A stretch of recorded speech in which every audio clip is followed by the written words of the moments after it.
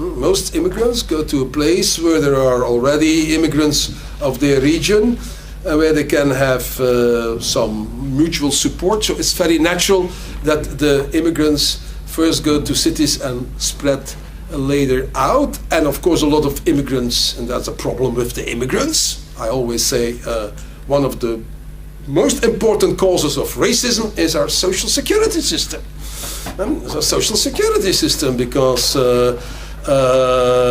with our social security system the whole economy is seen as a kind of zero-sum game, and if some foreigners come in, they take wealth from us. And to a certain extent it's true, because a lot of foreigners really come here, immigrants come here in order to live on the expenses of social security.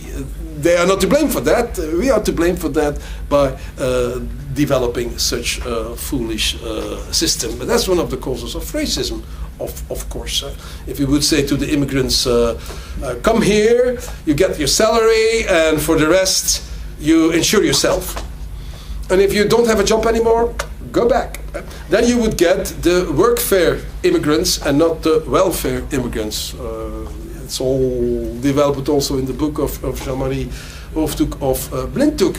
But then we would not have, because most people, they are not racism by ideology, but they become racism because they suspect, and in a lot of cases it's also true, that all these immigrants are really living on the expense, are sucking the wealth and consuming the wealth of society, and that stimulates, of course, a lot of racism. But then, of course, the immigrants, that's a side remark, but these immigrants also flock into the cities, and they form the natural base of socialism. And of course, the other more remote origin of socialist power in the cities is, of course, that cities were centers of industrialization, and the labor movement was developed in the cities, and so on. But on itself, that's not my major concern, whether socialists or other parties are ruling cities. If you look, for instance, to the work of Putnam, the sociologist, Belgium, yeah. In Italy, he will say, well, the cities in Italy, the regions in Italy which are most conducive to the development of capitalism are also the regions where the Communist Party is the strongest. It's a very, very paradoxical situation. And why is that? Well, the communists never got central power in Italy, because the Christian Democrats and now Berlusconi is holding. They did not get central power. They got a lot of local power. Local power. And the communists were less open for corruption than the Christian Democrats. So in fact, public government on the local level was more correct in north of Italy than in the south of Italy, where families and subsidies were distributed, and a less corrupt government, a more correct government, is more conducive to economic development. That's the paradox in Italy. So it doesn't always, as long as it is local, decentralized, and there is fiscal responsibility, then it's not a problem for me.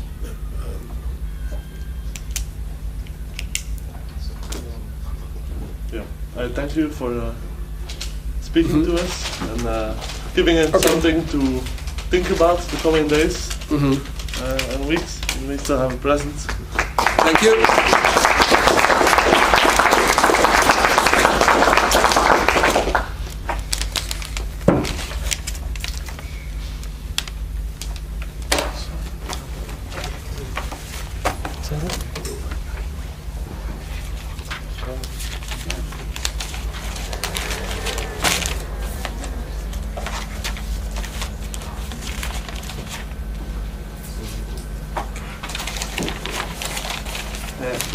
We gaan geen pauze doen, omdat we anders een beetje op het schema zouden aflopen.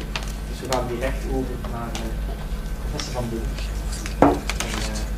Maar William zal een kleine inleiding doen. Ja.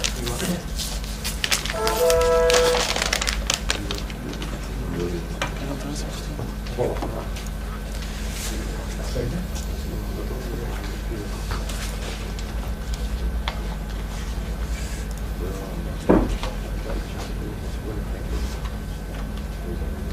So,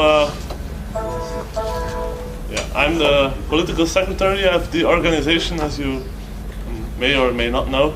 And well, when the question was asked to me, we're going to do a summer university about libertarianism, a name that came to mind for me immediately was the name of Frank van Dun, because I've seen him before and I've heard him talk.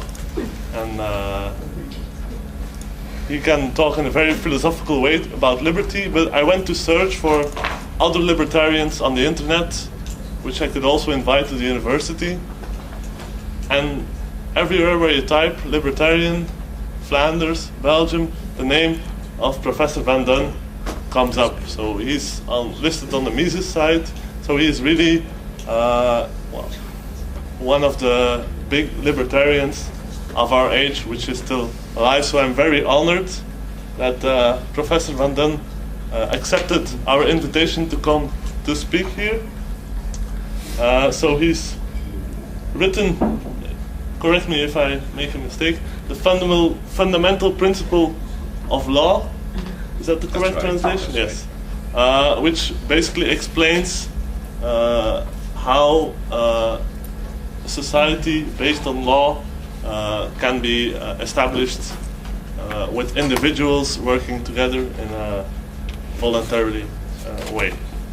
So he was professor at the University of Maastricht, and now he is a professor at the University of Ghent.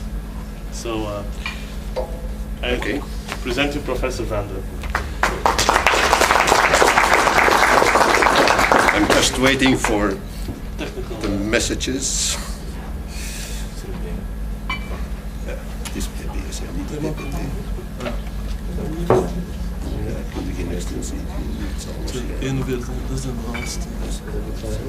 ene is PPT en de andere is PPT.